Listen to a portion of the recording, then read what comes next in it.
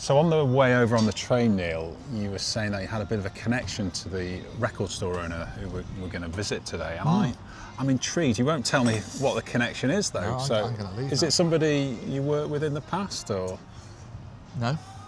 relation, or Don't think so. No. no? Someone who owes you money?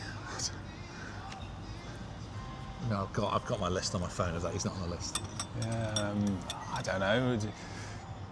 You went to school with him? No. No. God, I just don't understand now. Have you seen them recently? No, definitely not. No. Do they know you're coming? I really hope so, because we've come a long way. I really hope so. Yeah, no, they do. They do know we're coming. All sorted. That's good. But do they know that you know them? No. But I mean, knowing might be stretching it, but... Oh, right. But there is a link. There is a link, an unusual link. An unusual link, but they're unaware of it at the moment. Oh, well, I'm really intrigued. Looking forward to this. Yeah. So drop that bombshell at a suitable moment. Yeah. Right, well, I'm enjoying my coffee and we'll go and find out. Let's go. Yeah. But Neil's missing something really important now. He's got lots of stalkers. Don't know about...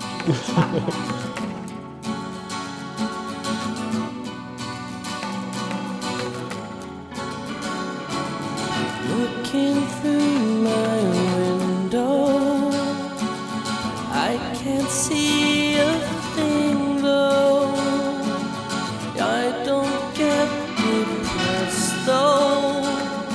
I'm cast in lazy shadow. Well, hello everyone. We've travelled to Glossop and Glossop Market Hall this morning to visit Neil and Barbara in Coda Vinyl, a beautiful little record store. Which if you've not visited, you definitely must come down and visit, and also come and visit Glossop Market because it's a great place. Good morning, how are you? Well? Good morning. Yes, good, thank you. Yeah. So just to kick off then, just tell me a bit about the story of Coda Vinyl and how you came to open a record store. We had another shop over in Macclesfield and we've been looking around for another one, and there hadn't been a record shop in Glossop for probably about 5 years, and it used to be there, it used to be opposite. Because the market all shut down. I think there was some problems with the roof and leaks and things like that, so it's been shut down for a long time. And I just thought that it's the right sort of town, it's the right sort of demographic, and so we moved in down the road about, was it a year, just over a year ago, something like that, and then we got the opportunity to move in here. I mean, this is like beautiful building. It is, isn't it? Yeah, and it's busy. We needed the space as well. Yeah, So. and it's right in the heart of Glossop, so it was a no-brainer. When we got the chance to move here, we took it. Yeah. And is there, I mean, some record stores have a sort of a philosophy or theme behind it. They're going to focus on certain types of records, or what sort of guides you in terms of what you stock and how you want to present it? We try and cover all bases, really. And we go a lot off what people want and what they ask for. We will order things for people, and I think we know pretty well what the popular sort of records are as well. So, and we've got regulars of which we understand. Neil knows them really well, and he's quite canny.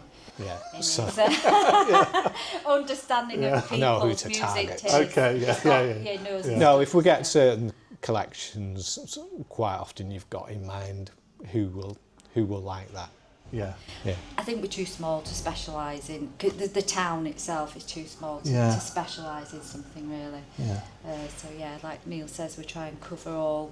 Yeah. So we do all we do a mix of new and used stuff as well. Most of the new stuff are, the popular albums, and the albums that sell consistently. We still sell Rumours all the time. We still, and I mean, you get sort of trends. Michael Jackson's really in again because the film's out.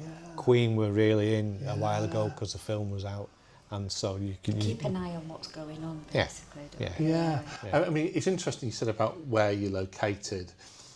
Glossop's small though, isn't it? It's only 20,000 people who live here. Has that presented a challenge for you in terms of making it viable as a business? Because you think, well, actually, you need a huge metropolis for something that's almost as niche as your record I don't store? think so. It's quite touristy now because Yeah. you're in the middle of the Peak District. course, We yeah. get Yeah. quite a lot of tourists, so Yeah. that's the that fills in the gaps, I guess. Yeah, and I where- think a lot of people, I think, work in Manchester and they commute to Manchester, Yeah. so you get a lot of sort of professional couples who are quite up to date and they're quite into music and they're quite into records, so I think it works quite well. Yeah, yeah. And what about the people who are coming in? Because there's been things that we've talked about with other record store owners about how the demographic is changing. It isn't just Yeah. sort of middle-aged men, for example, coming in to No. not something particularly obscure. There's Yeah. younger people Right. coming in to buy It's- records. Is that something you're seeing as well? We're seeing kids coming From in school? after school. Hopefully Yeah. not in school. As a former head teacher, Yeah. hopefully it's not during the school hours. Yeah. No, kids coming in buying Beatles albums. Yeah. And certain bands now are huge with the kids. Smiths are massive. We sell loads of Smiths. especially in this area, Manchester kind of. Yeah. Okay. Yeah, the Manchester stuff, Oasis, obviously, and Ian Brown and everything like that. It's weird. And the kids, I think they're fed up of not having any physical thing. They've had the phone or the tablets, Yeah. and now they're buying the physical. They own it. Yeah. Yeah. as They've got opposed they've to- got a record. Yeah. But Neil's missing something really important now. He's got lots of stalkers. Don't know if you know his background. I do. I was going to come to that in a minute, actually, right. as well, about the stalking. Yeah, that's an interesting way to describe it. I mean, one thing I'm curious about is how do you build up this? Because you've got a great, diverse selection of records. How did you build it up? Was it from your own collection or just over time? Or? When I first started, prior to record shops, I had a guitar shop. And I started selling records in there. And we were in Altrincham, so this is going back, 10 years, something like that. And when you Probably more. when you could still get really good records in charity shops. Yeah, it's true. And Altrincham was great for charity shops, at probably 7 or 8. So every lunchtime, I'd go around all of them, get something to eat, go around all the charity shops. And I just started building up records to sell in there. And then when I opened the shop in Macclesfield, I took basically 2 months just gathering records from everywhere. So it's not my own collection. Now my collection's at home. And now, when you've got a physical shop, one of the main advantages is that records come to you. So Got the collections, shop front and Yeah. every day we get people coming in. yeah. So even if it's Okay. yeah, it could be a Yeah. bag with half a dozen albums, or it could be a collection of thousands. So yeah, the stuff comes to you. It's a big advantage of having a shop. Okay. Is getting stock. Yeah, and so one of the things that we've really enjoyed doing is going around to local independent record stores and profiling them and looking at how they've set up. But we have got the impression there's a bit of a community amongst record store owners. Now, obviously, you're a bit removed here, but is that something that you've noticed as well, actually, that you're in touch with people who own other stores and sharing records and experiences? Yeah, I mean, even if you don't always meet them physically, you social media, everyone follows everyone. Yeah. I do know people from a lot of the sort of local shops as well. And I did used to do record fairs, but when you've got a shop, it's kind of impractical Yeah. to do. When we Because had two, certainly it was. yeah, because you just sort of have to disassemble the shop Yeah. to take it and then bring it all back again, and it's a lot of work. And And we were open 6 days. yeah, we're open 6 days in it. Yeah, of course. Yeah, Crikey. so we're open Saturday and Sunday. yeah, and you're travelling some distance every day. at the minute we are, At the yeah, minute, we will move eventually. yeah, yeah. But I mean, the Macclesfield shop was a problem. Sometimes 2 hours getting home, and it was just not fun. This is just under an hour, but there's about 4 or 5 ways yeah. we can come, and it's beautiful. And what did you both used to listen to yourselves when you were younger? Well, my grounding was in my brother's record collection, so that was classic rock and metal. Yeah. Starting off from Zeppelin and Purple and stuff like that, and then when sort of thrash came along, and then I liked punk, and then just after that, just diversify, just everything.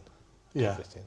Yeah. Yeah, Barbara, what would you used to listen to? My parents used to listen to anything from Frank Zappa, Captain Beefheart, Led Zeppelin. I mean, my mum had me when she was 17, so we were exposed to quite a lot of that sort of 70s kind of weird rock. Leonard Cohen, massive fans.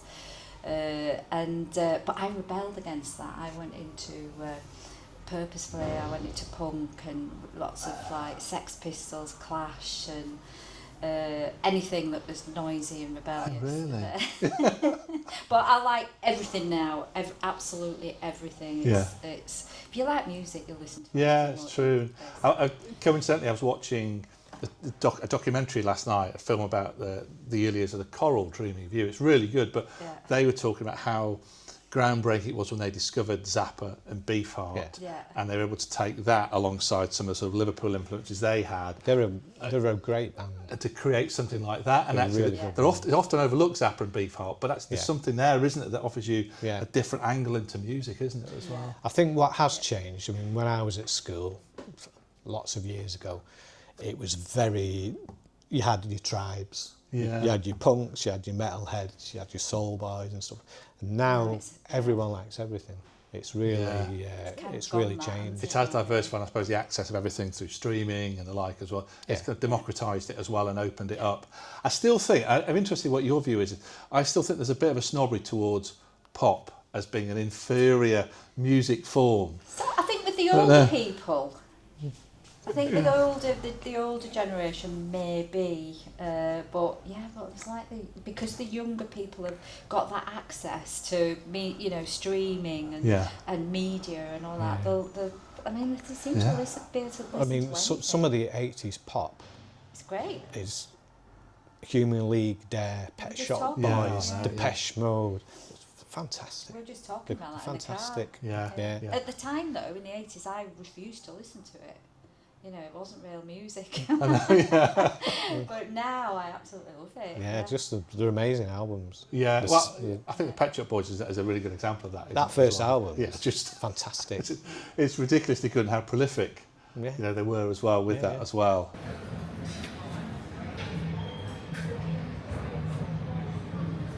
So one of the things that strikes me is you've got a really eclectic selection of records here from some of your sort of latest popular things and Manchester acts, but also some quite rare and idiosyncratic choices in here as well. So it might be interesting just for you to talk us through some of the ones that you're particularly proud of or find really interesting. Well, very first press of this, one of the most seminal albums, just amazing record.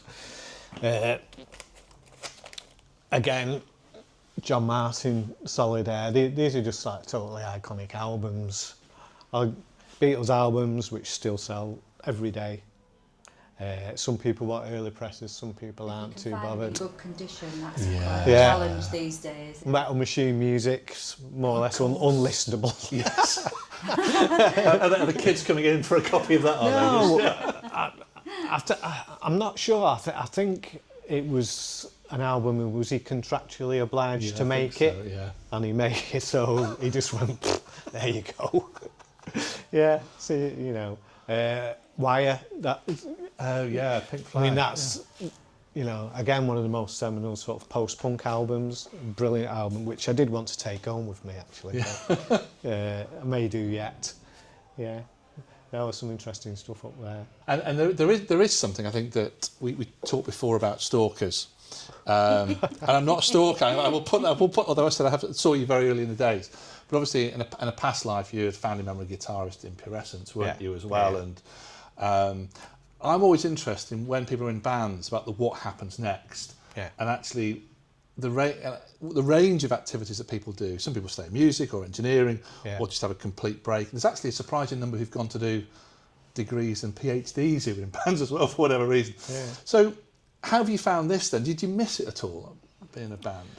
I miss the sort of the creative process of writing and recording and things like that. And if you could just plonk me on the stage now with my guitar, great, all well and good. What you don't miss is the sort of travelling and hanging about and being away and stuff like that. And it got to the point where I'd had a couple of children, I was never at home, and I did 15 years and it kind of run its course for me, I think. Yeah, and I think Pure Essence are one of those bands where it's probably no consolation, where you read review after review, and there's one in The Guardian, I think when Planet Helpless came out, that said, you should have just been enormous. Yeah. and as big as Doves and Elbow and stuff. And I think a lot of the fans who got those records would agree with that as well. It's probably a point where you think, look, there's a limit to it. But the one thing I was going to drop in is that, and this is only a pure coincidence, and I will emphasize again, I'm not being a stalker. I was in the video for This Feeling. On the wall with the Wall of Death. Wall of Death. Were you at the top? I was at the top. Yeah. I wasn't a motorcyclist. So with this video for This Feeling, that you're in the middle of this Wall of Death. Yeah. It was in this, I'd gone to visit a friend in London. He said, "Should we go to the studio in Mile End or wherever it was?" And we were at the top, and there was this sort of, I don't know how to describe this, an ice cold Icelandic model or something there at the top, and then there was this greasy bikers, and you were in the middle. And how loud were the bikes? Do you remember? You were really loud. Yeah, so maybe a little bit dangerous as well, because we got you into biking. Yeah. How was it? And then a few years later, I don't know if you noticed, BDI did exactly the same video. Did they? With the same people. I thought it. I don't know what. I was trying to think of the link between the song and the bike, but it kind of worked, wasn't it? There was this kind of intense atmosphere to it as well, and we're in this. You can't. I've showed it to my family, but obviously they're not interested and they can't see us anyway. Yeah. So it's all just a blur. Yeah. But I remember I got paid 50 quid for it, which wasn't bad for just standing around doing nothing. Yeah. But I probably got about the same. I was teaching at that point. I remember going back into school on the following Monday and seeing my form and hoping they'd say, "What do you do at the weekend?" So, well, I was in the music video, wasn't it? Of course, that was amazingly cool. You can't see us, don't worry. Yeah. But I remember it was. I won't say it's great fun because it's quite boring for a band though to do it time after time. And I think they speed it up. You have to play twice as fast or something. Recording twice as fast, isn't it? Yeah, so it can appear sort of slow motion. Yeah. I think what happened with Pure Essence is we signed to Ireland in '95, which was great because of fantastic label, fantastic history and roster. But then it continually got taken over. So 3 times on the time we were in it, and you'd lost momentum every time. Yeah. Because new people came in, looked at the roster, new A&R people, knew everything, and it took gaps of 4 years between the 3 albums. So every time you gain momentum, you were back to square one again. Yeah. So it was quite sort of frustrating, even though you're on a major label. You weren't really doing a lot, apart from just writing and demoing at Revolution. And it is, which where we did an interview a few years ago with that, a few months ago at Revolution as well, and did some stuff there.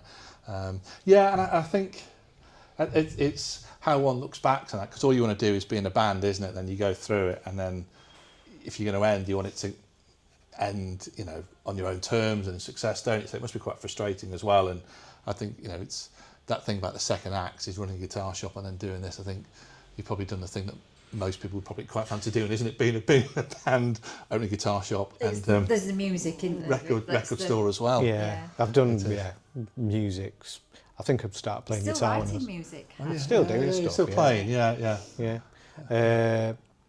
I started playing guitar when I was 15 and just really never stopped being involved with music. Never will, I don't think. No. It's just in you. When you get it. And what about plans then for Coda Vinyl? And what's the future hold?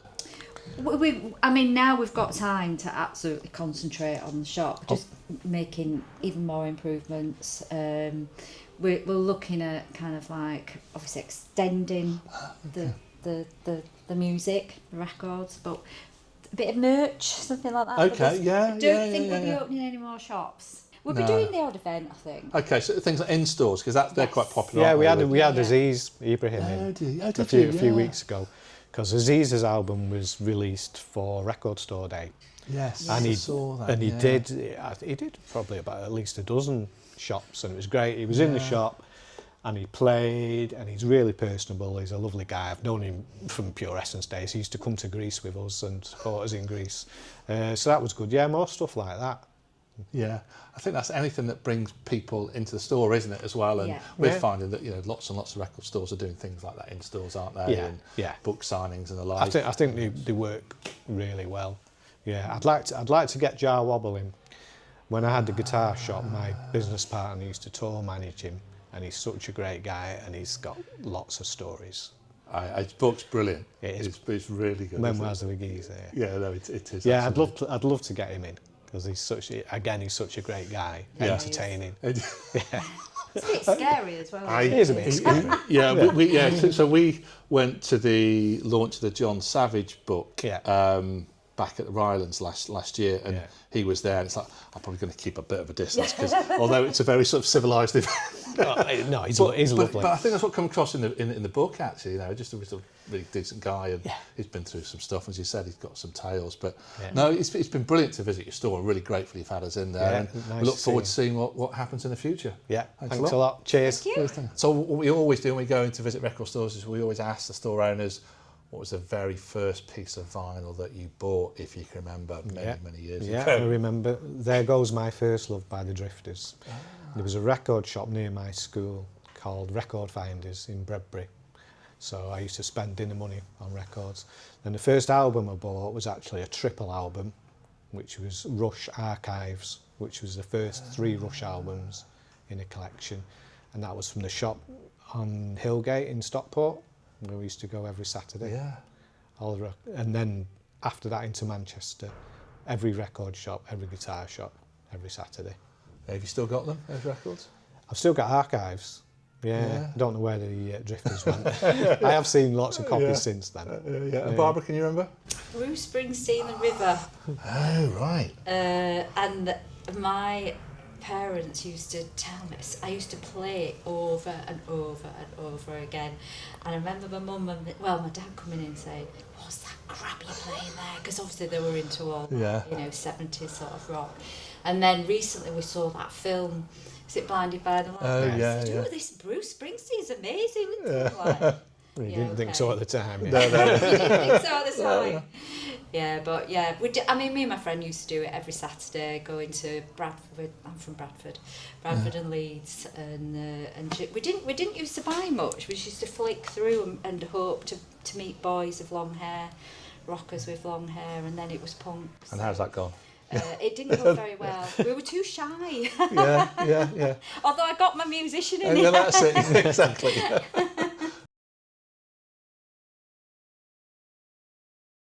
Hi, well I've just stopped back at Manchester on the way back from the trip to Glossop. I've replaced Neil with Alan Turing here.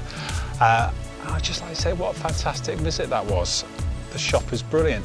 I'd really encourage you to get along there. I bought a couple of items, it would be rude not to. I bought Iwar Dub by Blackbeard, a classic which I've been looking for a long time. And I bought something I haven't heard of, Dub Liberation by Lidge Incorporated. I'm looking forward to that, my recent foray into dub. But yeah, I'd get down to Coda Vinyl. It's got a great set of stock. It's in a fantastic location. Only 30 minutes on the train from Manchester, and there's lots going on at the market in Glossop. Go for a walk afterwards, lots of great places to eat, and yeah, just go to it, it's brilliant. So yeah, thanks again to Neil and Barbara for having us along, and yeah, see you next time. 4 Tracks Good.